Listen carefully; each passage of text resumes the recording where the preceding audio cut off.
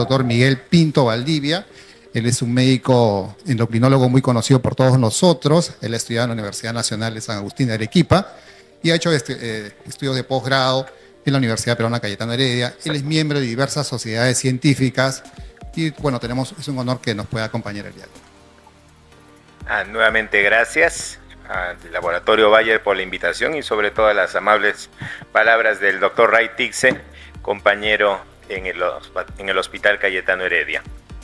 En los siguientes 45 minutos quisiera compartir con ustedes alguna información acerca de lo que es el impacto de la finenerona en el manejo de la enfermedad renal crónica diabética. Ese es el disclaimer donde pueden encontrar la información acerca de la aprobación de finerenona en nuestro país, y estos son los conflictos de interés. Esta es mi declaración de conflicto de interés, creo que ya la presenté hace unos momentos. Actualmente me desempeño como médico endocrinólogo en la Clínica Delgado y como secretario de Acción Científica en la ADIPER. Para poner en contexto la información que les voy a brindar, primero tenemos que hablar acerca de la epidemiología de la enfermedad renal crónica.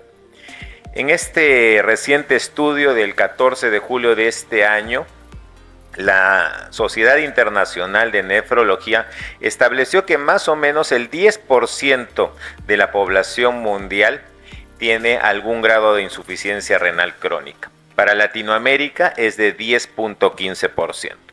Si llevamos a esto a números absolutos, la prevalencia global de enfermedad renal crónica es de más o menos 673 millones de personas afectadas. La prevalencia global alrededor del 9%, será de 10% para el año 2040. Hay 19 millones de nuevos casos por año y se le atribuye de manera directa 1.5 millones de muertes por año. El 40% de los pacientes que están en terapia de reemplazo renal tienen como etiología la nefropatía o la enfermedad renal diabética. Por otro lado, la mayoría de los pacientes que tienen enfermedad renal crónica no van a llegar a una unidad de diálisis para una terapia dialítica, porque en el camino la mayoría de ellos van a morir por enfermedad cardiovascular. En este estudio, lo que quiero mostrarles es la mortalidad cardiovascular según la tasa de filtración glomerular estimada. A medida que la tasa de filtración glomerular estimada aumenta la mortalidad cardiovascular. De manera similar, a medida que se incrementa la razón albúmina creatinina en orina, el RAC, también aumenta la mortalidad cardiovascular. Entonces nosotros deberíamos evaluar, por lo menos de manera anual en todos nuestros pacientes, la tasa de filtración glomerular estimada con el CK-de-EPI, y también deberíamos medir el cociente albúmina creatinina en orina simple. Eso nos va a permitir estratificar el riesgo de complicaciones, no solamente de mortalidad, sino una serie de complicaciones asociadas con la enfermedad renal crónica. Acá pueden ver cómo a medida que va disminuyendo la tasa de filtración glomerular, el riesgo de daño, el HR para mortalidad cardiovascular, se va incrementando. Y en este estudio, en las barras azules más claras, pueden ver a los pacientes que tienen una tasa de filtración glomerular estimada menos de 60, tienen mayores eventos cardiovasculares, mayor muerte cardiovascular y mayor muerte por todas las causas. Quiere decir que tener daño renal predispone a los pacientes a morir o a desarrollar otras complicaciones. Pero el riesgo de morir en los pacientes con enfermedad renal crónica, sobre todo con los que tienen un RAC por arriba de 30, se da antes. En este estudio, en los pacientes diabéticos, lo que les quiero mostrar y los voy a llevar a través de la lámina es el riesgo de morir según la microalbuminuria, o mejor dicho, el cociente albúmina creatinina. Y esto es en rangos considerados normales. Por ejemplo, en el modelo, en la incidencia, la tasa de incidencia, cuando tienen riesgo para morir, tienen un RAC de alrededor de menos de 6, la incidencia es de 9, se eleva a casi 15 cuando el RAC está alrededor de 11 y cuando es de 17 ese riesgo o esa tasa de incidencia es mayor. Pero veámoslos en los modelos. Acá lo que se hace es modelar y corregir de acuerdo a otras variables importantes, como es el tabaquismo, la hipertensión, los antecedentes, la dislipidemia o la hipertensión. Si así este paciente diabético tiene normoalbuminuria, es decir, menos de 30, así tenga valores que vayan de 9 a 17, tiene un aumento de morir de 23% o hasta del 50%. Quiere decir que el riesgo, como en otras variables importantes en los pacientes diabéticos, las variables no son dicotómicas, sino son variables continuas. A medida que el paciente diabético vaya aumentando sus valores de RAC, así sean estos valores considerados como normales, el riesgo de morir se va a incrementar. Entonces, en el paciente con diabetes, ¿cómo es la fisiopatología del compromiso renal? Esta revisión del doctor George Bakris, que ya falleció, claramente establece que hay disregulaciones o alteraciones. Las disregulaciones metabólicas asociadas con la hiperglicemia, la lipotoxicidad, lo que son las vías que actúan a nivel metabólico, y luego tenemos las perturbaciones hemodinámicas asociadas también a la diabetes, como es una pérdida, una disminución o alteración en la mácula densa, el aumento de la presión intraglomerular, pero ahora también se destaca de manera muy importante el rol de la inflamación. Entonces, la nefropatía o el daño renal en el paciente diabético tiene múltiples causas, las metabólicas, las hemodinámicas y las inflamatorias. Entonces, ¿cómo llevamos esta información al concepto actual de síndrome cardiorrenometabólico? Ya sabemos que cuando empezamos a subir de peso, vamos a tener alteraciones, donde destaca el aumento del riesgo de la enfermedad renal.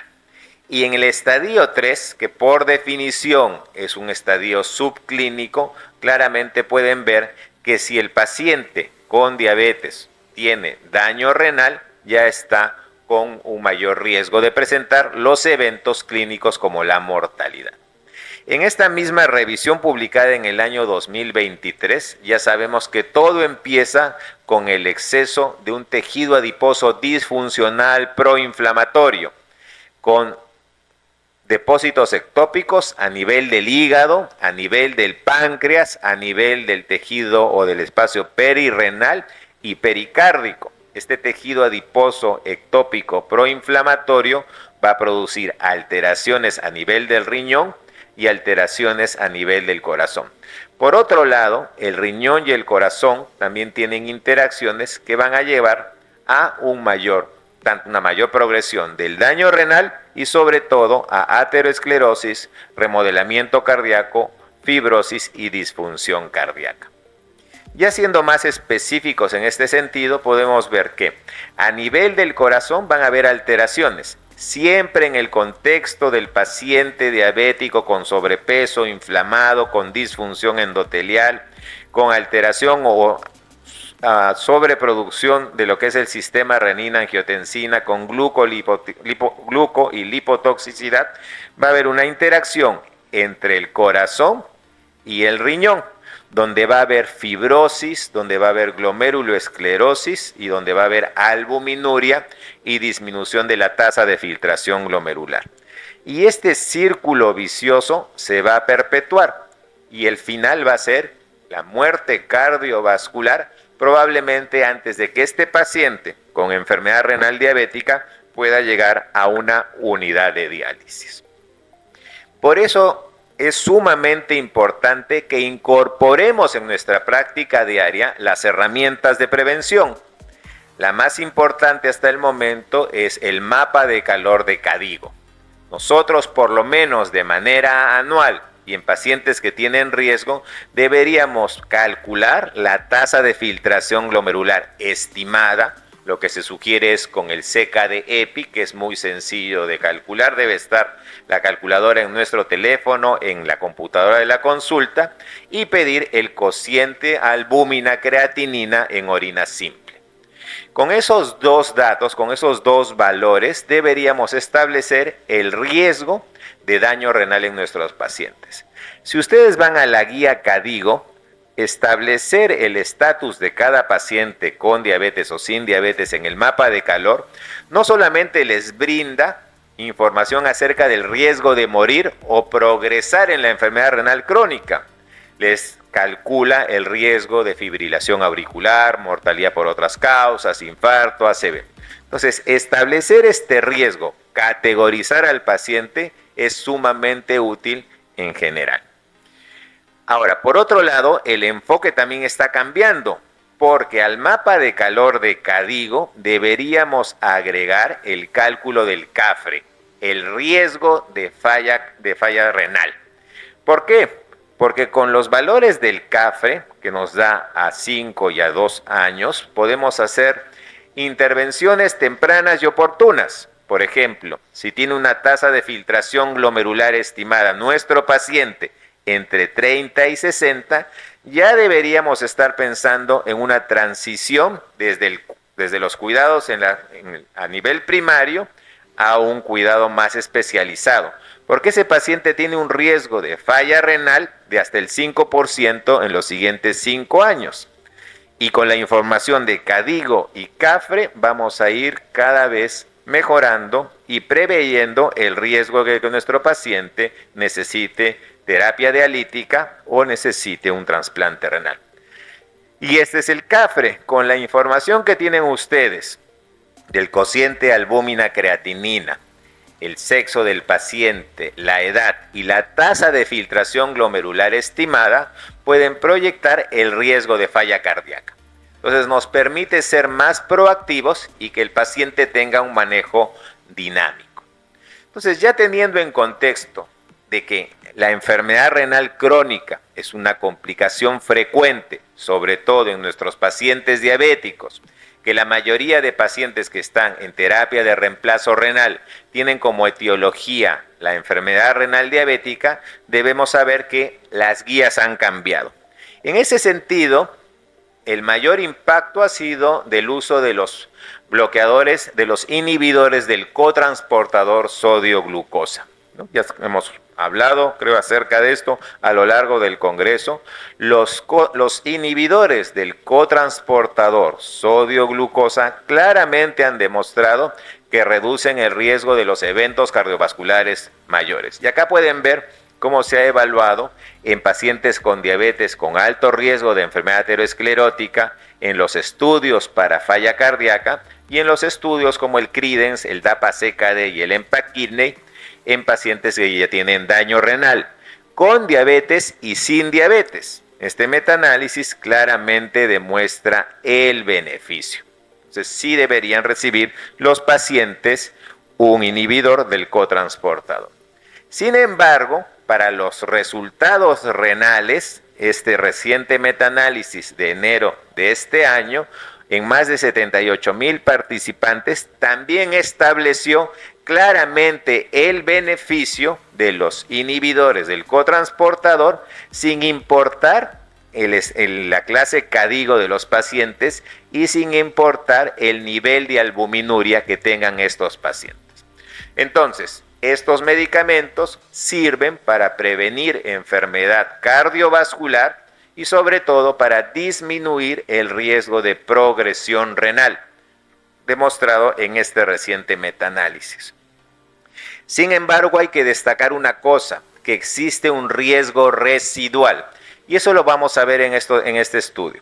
En primer lugar, cuando ustedes inician un inhibidor del cotransportador, hay una disminución temporal no significativa de la tasa de filtración glomerular. Es más, esta disminución está relacionada con que a largo plazo va a haber una mayor protección cardiorrenal.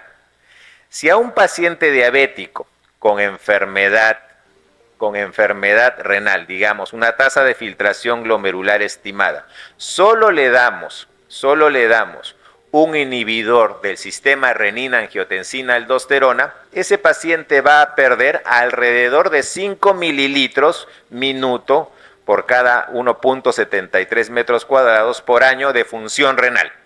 O sea, cada año va a perder eso.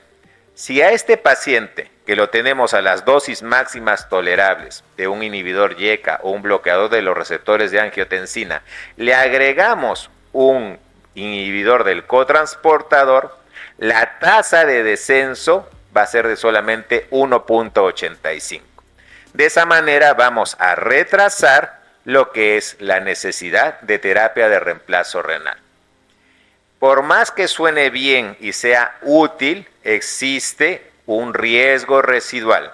Puede ser el paciente que recibe el medicamento a dosis plenas, hace sus cambios de estilo de vida, recibe un bloqueante del sistema renina-angiotensina y pueden ver que todavía en el DAPA-CKD y en el EMPA-KINE hay un grupo de pacientes que, a pesar de tener la mejor terapia, igual tiene un riesgo residual y va a desarrollar la enfermedad renal crónica. Es en ese sentido donde hay nuevas opciones para mejorar el tratamiento. Y vamos a hablar de la finenerona, que ya saben ustedes es un bloqueante del receptor mineralocorticoide no esteroideo. En primer lugar, en los pacientes con enfermedad renal y diabetes existe una sobreactividad del receptor mineralocorticoide, que tiene diversos efectos a nivel del riñón, de los vasos y del corazón.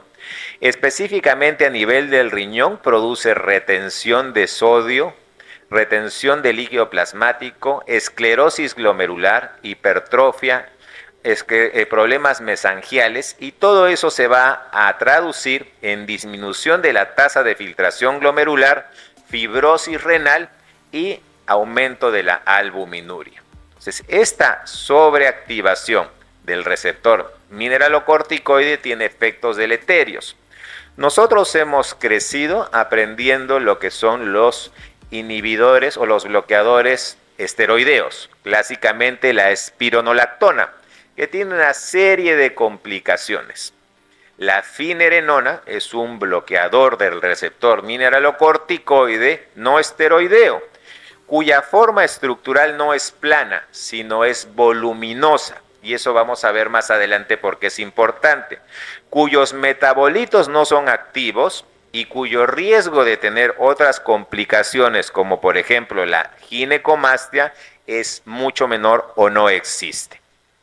En ese sentido, podemos ver que los diferentes ligandos del receptor mineralocorticoide, como puede ser el cortisol y sobre todo la aldosterona, al unirse a este receptor de mineralocorticoides, van a necesitar otros cofactores. Cuando se unen los cofactores, hay una alteración en la estructura del receptor mineralocorticoide que se va a traducir en la expresión genética de factores propensos a producir fibrosis e inflamación. La diferencia es que la finerenona, esta molécula voluminosa, se va a unir de una manera selectiva al receptor del mineralocorticoide, bloqueando al cortisol y sobre todo a la aldosterona, inhibiendo la activación o la unión de los cofactores y disminuyendo la fibrosis y la inflamación. Ese es el efecto principal de la finenerona. Si volvemos al estudio de Bakris publicado en Diabetes Care en el año 2023, cada uno de estas alteraciones fisiopatológicas relacionadas a la enfermedad renal diabética tiene un pilar de tratamiento. Y él hace hincapié en que deberíamos pensar como en la insuficiencia cardíaca. Los pilares del tratamiento son medicamentos que no pueden dejar de estar presentes en una patología porque su beneficio ya está claramente demostrado. Para el tema de las perturbaciones o las alteraciones hemodinámicas, tenemos como primer pilar el bloqueo del sistema renina-angiotensina. Por otro lado, para las alteraciones relacionadas a las alteraciones metabólicas, tenemos los inhibidores del cotransportador sodio-glucosa. Y luego tenemos lo que es para las alteraciones inflamatorias relacionadas con la fibrosis, el uso de finenerona. Ahora, recientemente se está agregando un cuarto pilar, que es el uso concomitante de los agonistas del receptor del GLP-1, porque disminuye el peso, mejora la dislipidemia, disminuye el estrés oxidativo y mejora la disfunción endotelial. Entonces, el paradigma actual sería atacar todos los pilares o las disregulaciones asociadas con la enfermedad renal diabética a través del uso de estos medicamentos.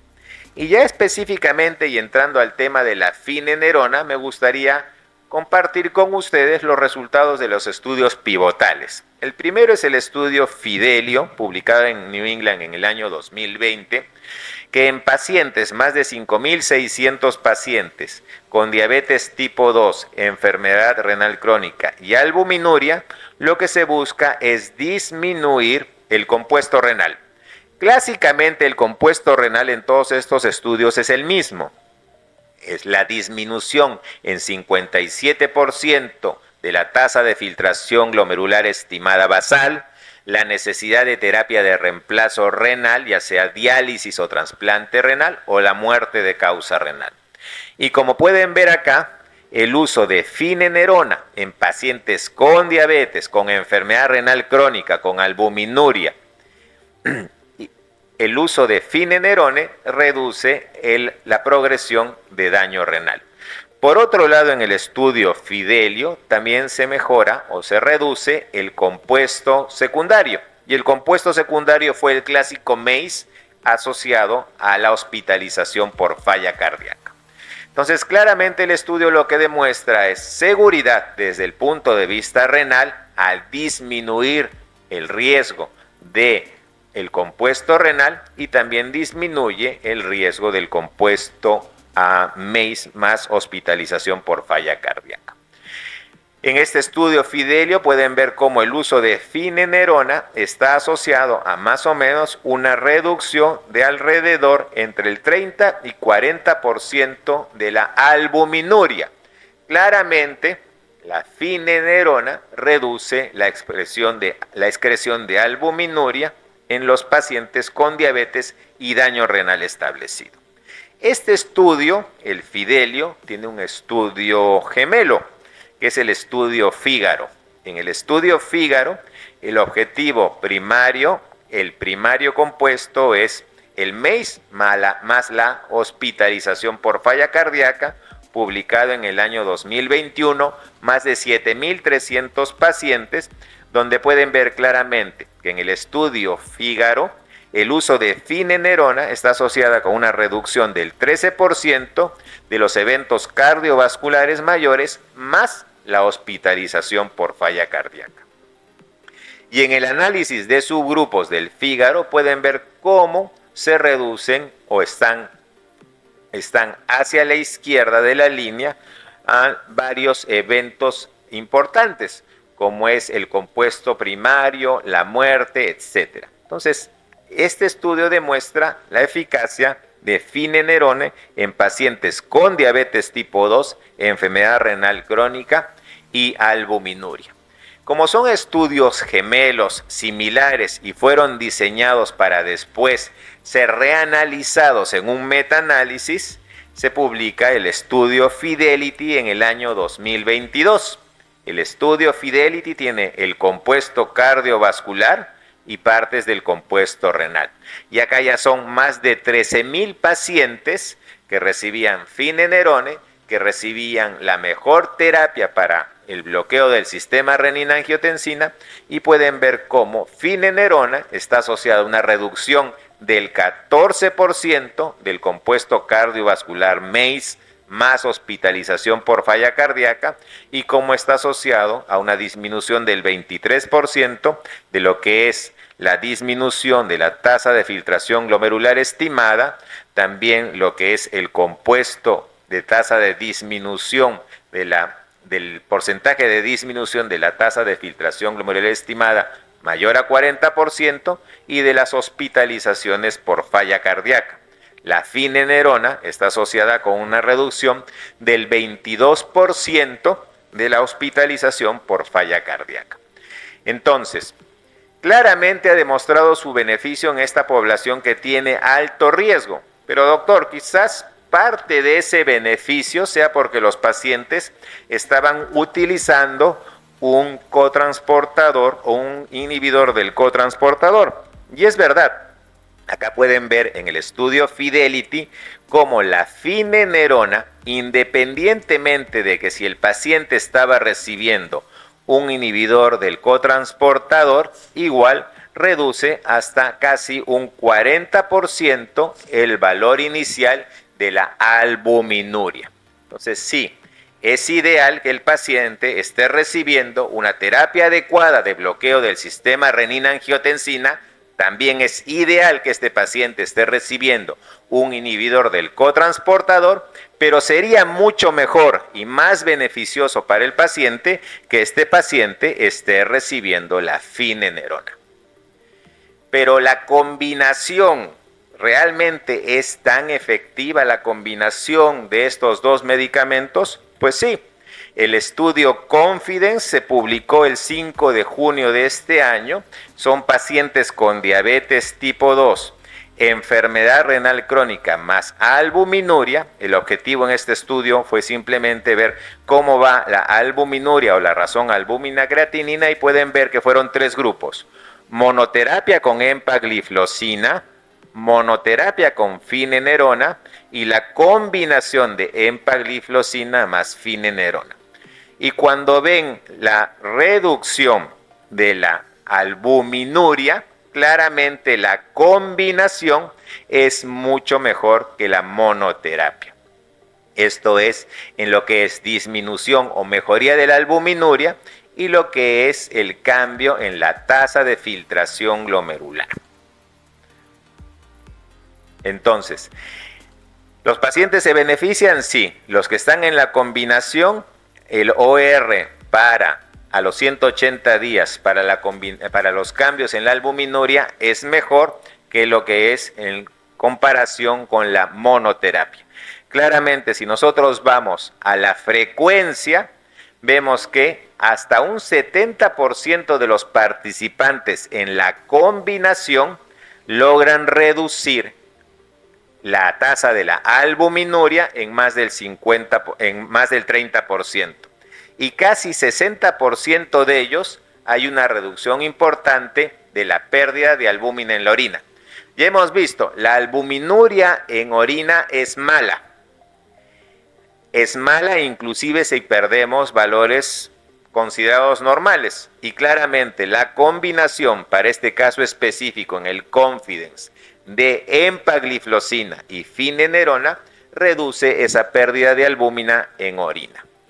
Con respecto a la seguridad, pueden ver acá lo que es los cambios en el potasio sérico, inclusive es mejor, no hay mayor diferencia, la combinación de finenerona con empagliflozina y los cambios en la presión arterial sistólica.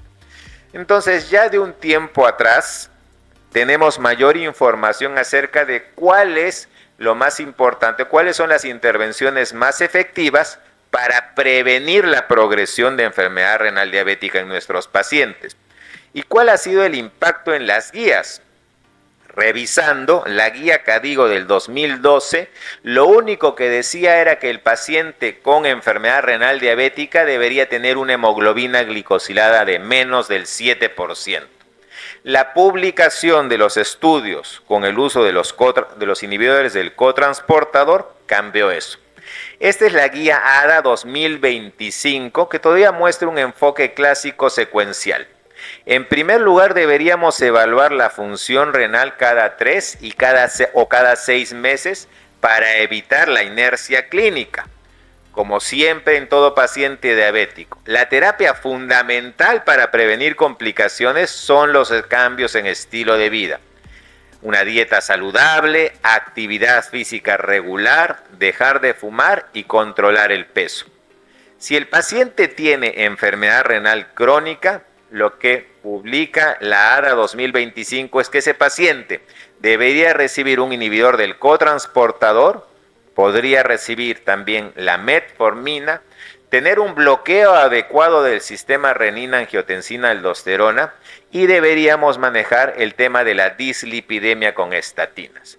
Si después de 3 o 6 meses el paciente persiste con la enfermedad renal o no ha mejorado, deberíamos agregar la finerenona.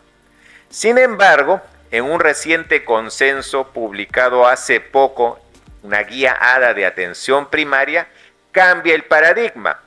¿Cómo es el manejo del paciente con diabetes tipo 2 que tiene enfermedad renal crónica? Entonces tenemos los objetivos: reducir el riesgo de falla cardíaca y de enfermedad cardiovascular, reducir la progresión de la enfermedad renal diabética y obviamente tener un buen control glicémico. ¿Y qué deberíamos hacer? Deberíamos hacer de manera simultánea o de una adición muy rápida el bloqueo del sistema renina-angiotensina, el uso del inhibidor del cotransportador, el uso de la finerenona y el uso de un agonista de receptor del GLP-1. Entonces, esa debería ser nuestra actitud más proactiva, utilizando los medicamentos que ya demostraron beneficio de manera más temprana y oportuna. ¿Y cómo se implementan estos cambios? ¿Cómo se implementan estos cambios? Como pueden ver acá, utilizando de manera simultánea y fijándonos en la tasa de filtración glomerular, un inhibidor del cotransportador, el uso de la finerenona y, de ser necesario, el uso de un agonista del receptor del GLP-1 en el contexto de un paciente que tiene la terapia máxima tolerable de bloqueo del RAS.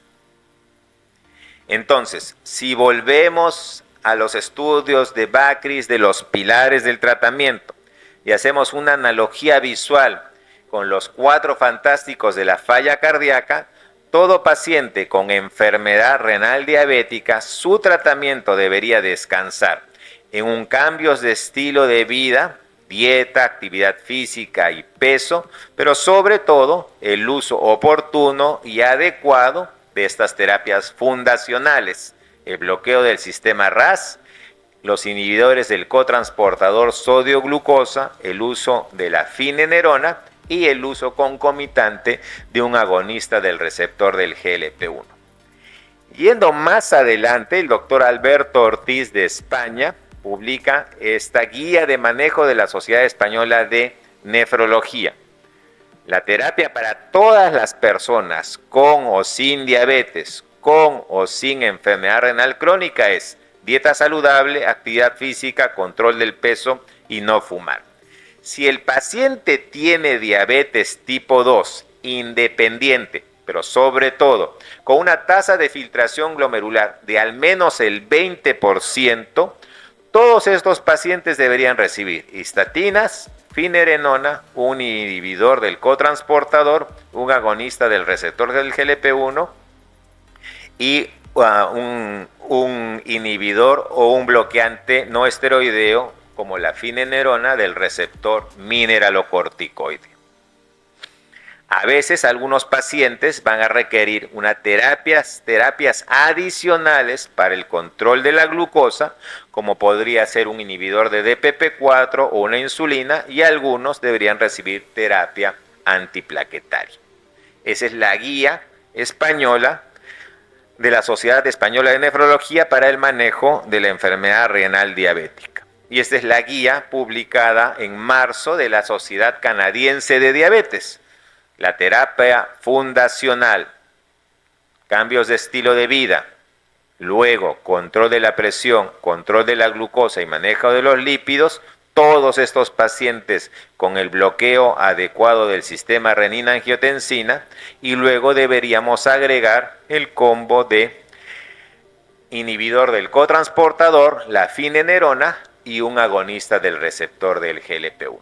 Entonces, es un cambio, ya vimos lo que decía Ada, es un cambio interesante, es un cambio del paradigma donde casi todos los pacientes, si no todos los diabéticos, con una tasa de filtración glomerular estimada de al menos 20, deberían recibir estas terapias. Pero realmente hay beneficios más allá de lo presentado en el estudio Confidence.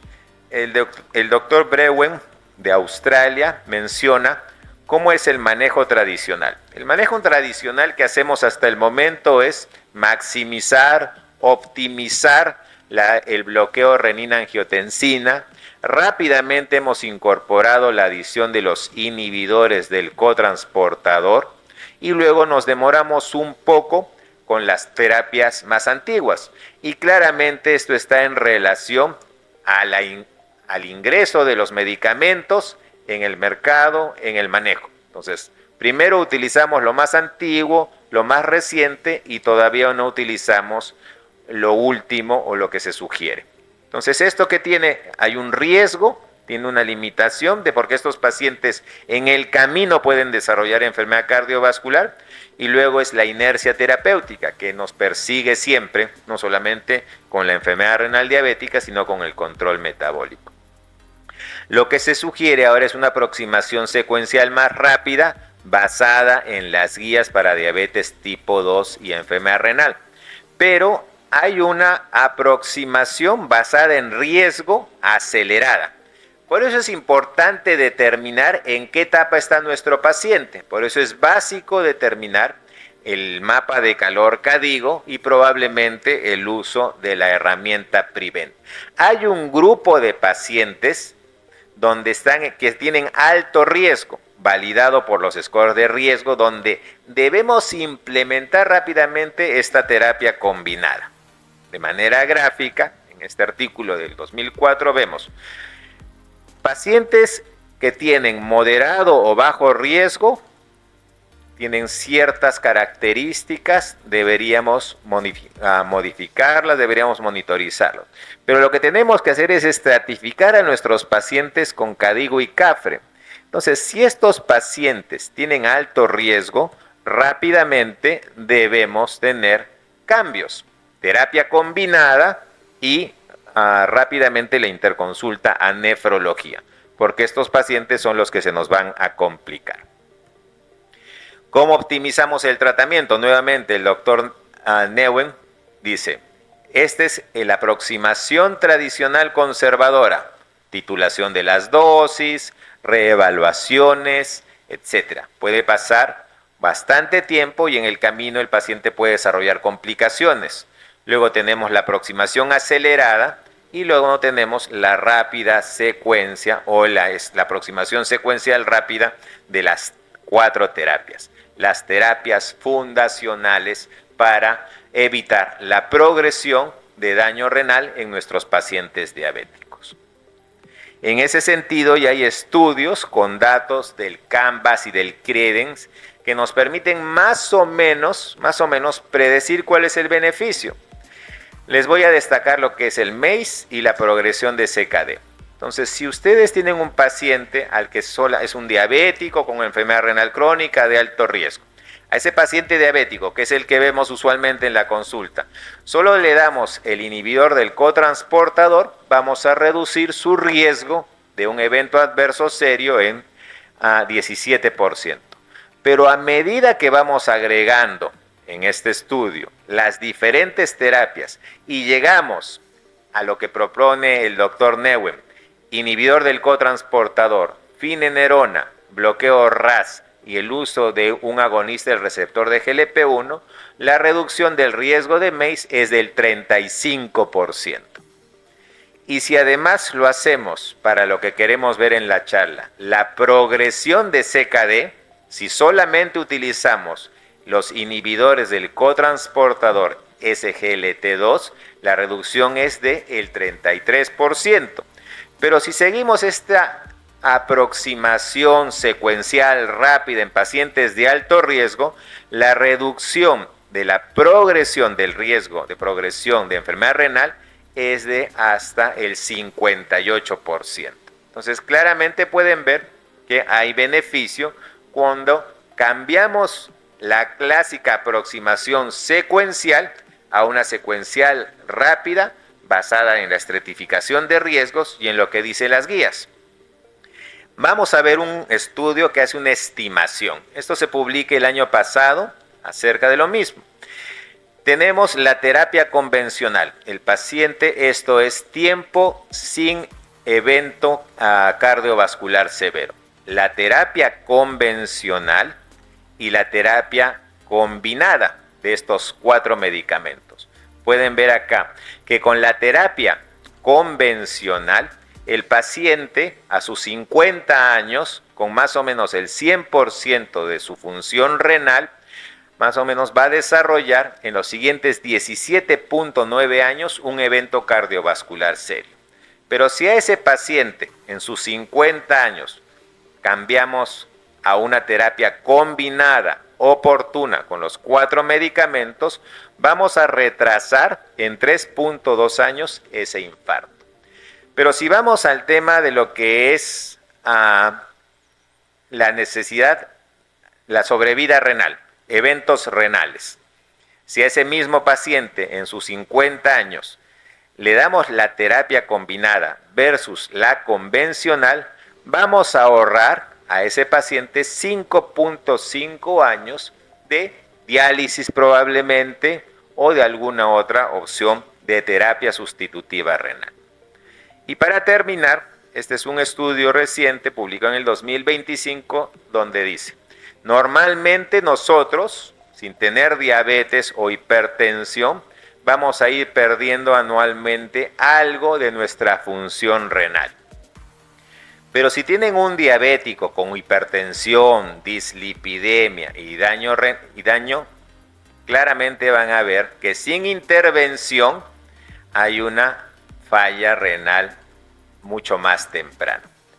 Si lo pescamos acá y hacemos una intervención tardía, hay beneficio. Pero si hacemos la intervención de manera temprana y oportuna, el beneficio es mucho mayor. Vamos a liberar al paciente de la necesidad de diálisis, lo vamos a tener libre de esa complicación mucho más tiempo. En general, la enfermedad renal diabética es una complicación frecuente. Aumenta el riesgo de enfermedad cardiovascular y muerte. Los pilares del tratamiento de la enfermedad renal son el bloqueo adecuado a dosis máximas tolerables del sistema renina-angiotensina, el uso de los inhibidores del cotransportador sodio-glucosa, el uso de la finenerona y los agonistas del GLP-1. El enfoque clásico es secuencial. Sin embargo, la mayoría de los pacientes no se benefician de los nuevos tratamientos porque desarrollan otras complicaciones. La terapia combinada simultánea tiene un mayor beneficio y este beneficio es mucho mayor si es que instauramos esta terapia combinada de manera más temprana. Nuevamente, gracias al Laboratorio Bayer por la invitación, pero sobre todo gracias a ustedes en esta mañana.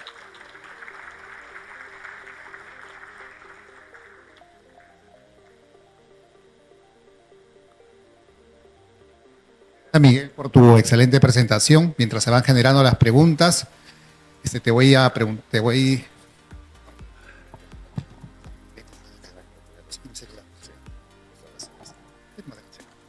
una consulta, Miguel. Ya claramente has señalado los beneficios de la finenerona, ya has hecho una explicación, has mostrado una serie de datos.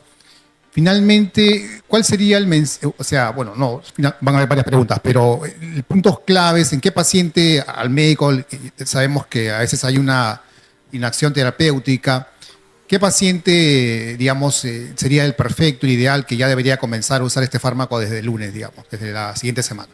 Yo creo que el primer mensaje principal es que tenemos que evaluar, llevar, estratificar y establecer el riesgo en todos nuestros pacientes. Usualmente no utilizamos el mapa de calor CADIGO.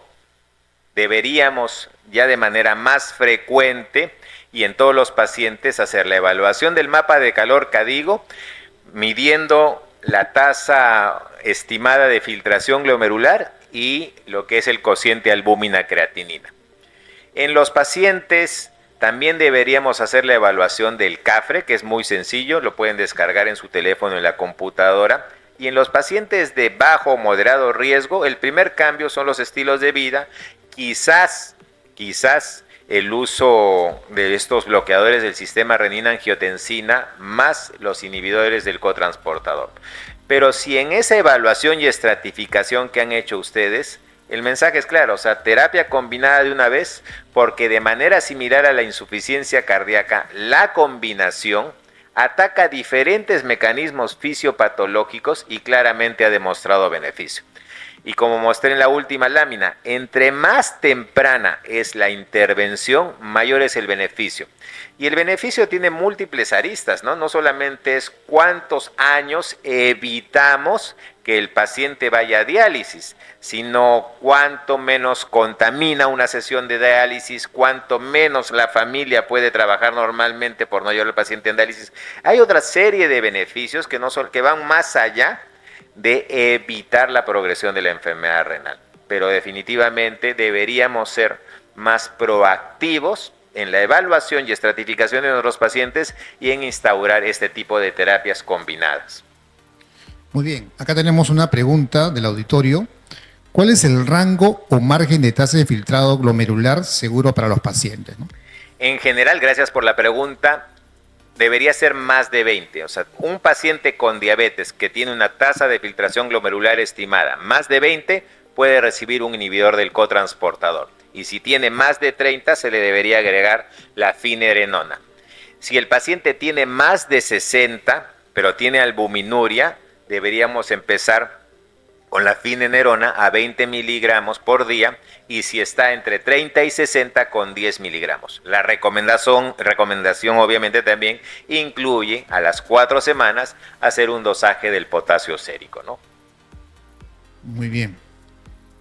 Muy importante la gráfica que mostraste, ¿no? Que tanto era el impacto en los años de vida, ¿no? Los años de vida y también años libres de enfermedad renal, ¿no? Porque finalmente eso es lo que uno le tiene que explicar al paciente, cuál va a ser su beneficio potencial. ¿Hay algún dato sobre un número necesario a tratar con este fármaco, finerenona? Sí debe haber Ray, pero en realidad no lo tengo en la mente, pero claramente está el beneficio.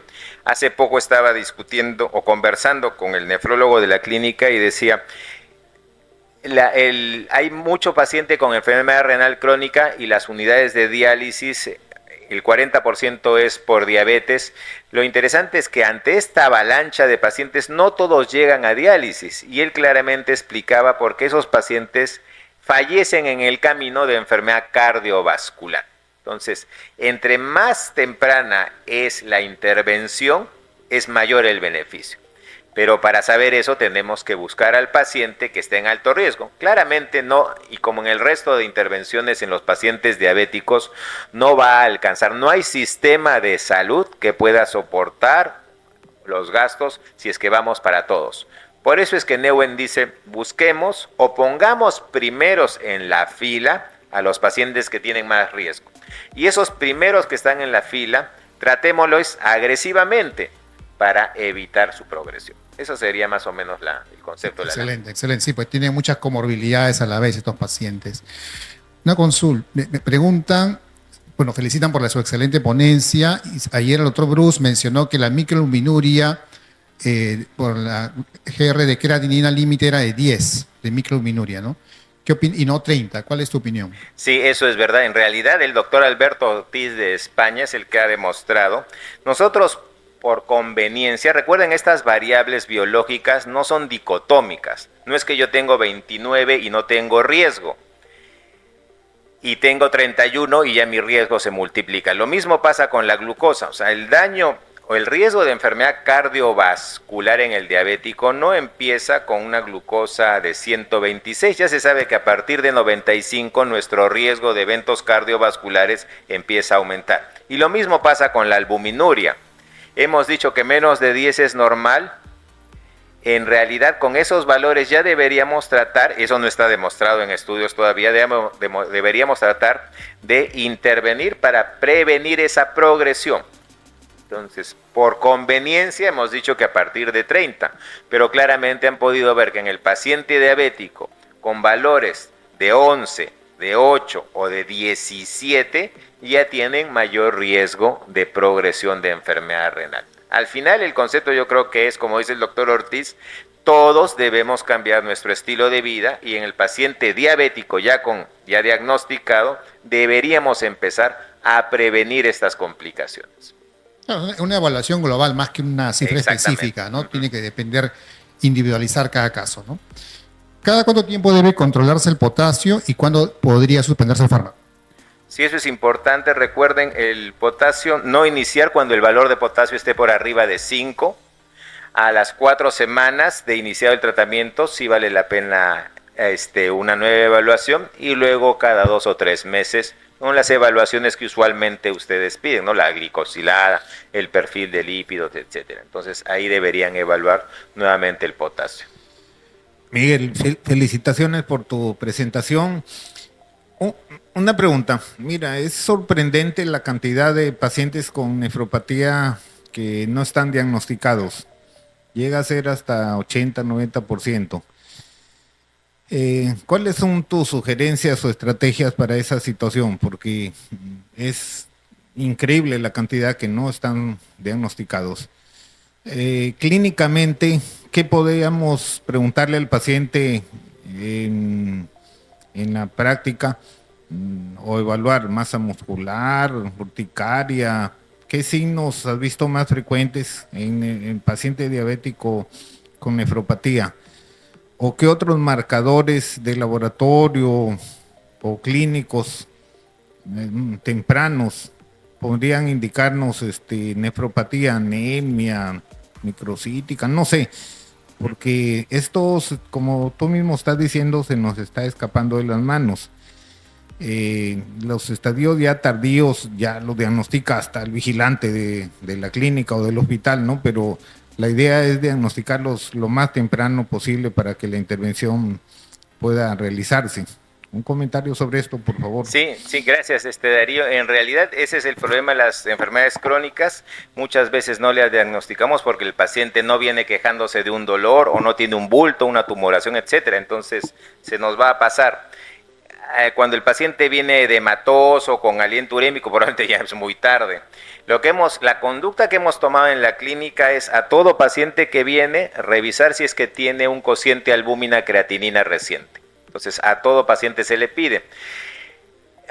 Por otro lado, estamos también pidiendo a todo paciente obeso, como les mencioné ayer, ¿qué ha cambiado? A todo paciente obeso o con diabetes se le está pidiendo un ProBNP. El paciente que ya regresa a los 14 días, a las 4 semanas con los resultados, si tiene un cociente albúmina creatinina, se investiga, se espera y luego se repite. Si persiste, se inicia el tratamiento y se hace la interconsulta a nefrología para que rápidamente lo conozca. Entonces, tratar. Pero pónganse eso, paciente que llega a la consulta con diabetes, revisan la historia clínica y en los últimos 12 meses no tiene un cociente albúmina creatinina, pídanle. Y si ese paciente tiene más de 50 años y tiene la posibilidad, también pídanle un ProBNP. Y si hay alteración, rápidamente hay que hacer la interconsulta. En algunos pacientes donde hay una discordancia, sobre todo en los pacientes que consumen mucha proteína o que tienen mucha masa muscular, a veces les sale alta la creatinina. Entonces también pueden utilizar la cistatina, es lo que nosotros podemos pedir. Pero acá está el cociente albúmina creatinina en orina y en el perfil que siempre piden, no sé, perfil de lípidos, TGO, TGP, hemograma, glucosa, hemoglobina glicosilada, agregar eso, hacer el cálculo de la tasa de filtración glomerular y estratificar. Todas estas herramientas como el Prevent, la guía CADIGO y el CAFRE están disponibles en su teléfono, nosotros la tenemos en la computadora, simplemente se ponen los datos, demora un poquito más obviamente, y se copia y se pega en la historia. Entonces es más fácil hacer el seguimiento. Eso sería, más que todo, a la búsqueda del cociente albúmina creatinina y el cálculo de la tasa de filtración glomerular estimada. Muy bien. ¿Existe menor presencia de hipercalemia cuando se usa combinada con la finenerona con un inhibidor de SGLT2? Sí, eso es verdad. Por los efectos diuréticos de los inhibidores del cotransportador existe menor riesgo de hipercalemia. Entonces no hay problema, pero igual, la guía es bien clara. Inician el tratamiento, a las 4 semanas un dosaje, no hay ningún problema, esperan 2 o 3 meses y hacen el dosaje en la siguiente evaluación laboratorial. Y una última pregunta, sé que hay varias, pero vamos a quedar con una. En el adulto mayor, ¿Requiere algún ajuste de dosis? No, no requiere ningún ajuste de dosis, siempre hay que fijarse en la tasa de filtración glomerular estimada. Hay un reciente estudio, que va hacia los cotransportadores, los inhibidores del cotransportador. Si el paciente le inician con 21 o 22 de tasa de filtración glomerular y en las semanas el paciente necesita entrar a diálisis, por ejemplo, ahí se recomienda actualmente de que continúe con el medicamento, porque el beneficio va más allá de disminuir esto. Ahora, disminuir la progresión de enfermedad renal. Ahora, con la finenerona, mientras que tenga la tasa de filtración glomerular estimada por arriba de 30, no hay ningún problema, siempre y cuando vigilen los niveles de potasio. Una pregunta, por favor, de doctor Pinto. Sí, adelante. Una pregunta práctica. En el día a día, en los consultorios, nosotros recibimos pacientes diabéticos con enfermedad renal del diabético y son hipertensos y tienen polifarmacia. Si yo quiero instalar la finerenona, ¿existe alguna guía, alguna recomendación en caso que quisiéramos usar este producto? Sí, doctor, le agradezco su pregunta. En realidad no hay ninguna... La idea es que el paciente esté recibiendo el bloqueo del sistema renina-angiotensina a la dosis máxima tolerable. Muchas veces los pacientes diabéticos van a necesitar más de un tratamiento para el control de la presión, a veces doble o triple terapia. Y yo sé que es sumamente complicado para un paciente diabético tomar 3 pastillas para la presión, de repente 2 para la glucosa y agregar. Pero yo hablo ahora con los pacientes y a partir de cierta edad y a partir de ciertas características, la diferencia entre la vida y la muerte es tomar la medicación. O sea, si usted tiene mañana un paciente con las características de diabético tipo 2, con hipertensión, dislipidemia, sobrepeso, de repente ya con enfermedad renal o con factores, ya le hacen el PREVENT y tiene alto riesgo de morir por eventos cardiovasculares, no ofrecerle a este paciente este tipo de terapias como los inhibidores del cotransportador, como la finenerona, es hacer mala medicina. A veces, como bien recuerda Ray, a veces tenemos las limitaciones en el hospital para estos medicamentos, pero tratemos siempre de ofrecer al paciente, porque muchas veces en ambientes de recursos limitados sí hay opciones, me imagino, para poder acceder a estos medicamentos. Pero lamentablemente es el paciente diabético, ¿no? La polifarmacia es algo del día a día en ellos. La idea es evitar las complicaciones y la muerte. Muchas gracias, doctor. Muchas gracias, doctor Miguel Pinto. Gracias nuevamente por la invitación.